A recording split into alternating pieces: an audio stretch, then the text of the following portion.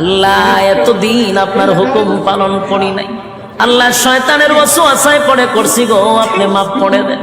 চোখের পানিগুলো ছেড়ে দিয়া যদি আল্লাহর দরবারে আপনি দরখাস্ত করেন, আমার আল্লাহ বলেন বান্দারে যৌবনকালে যদি একবার ডাক দেস, আমি ৭০ বার বান্দা তোর ডাকে জবাব দিই।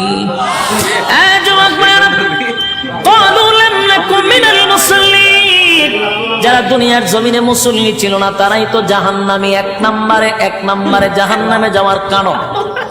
আল্লাহর নবী বলেন উম্মতেরানি, হাশরের মাঠে যদি হিসাব হয়, আউয়ালু মা ইউহাসাবু বিহিল আবদু ইয়াউমাল কিয়ামাতিস সালাহ, কিয়ামতের ময়দানে সর্বপ্রথম হিসাবটা হবে নামাজে। বলুন কিসে? ১ নম্বর হিসাব হবে নামাজ। অথচ আমাদের সমাজের মানুষ নামাজটাকে বড় অবহেলা করে, নামাজ পড়ে না, হেলায় আর খেলা। জিগাইল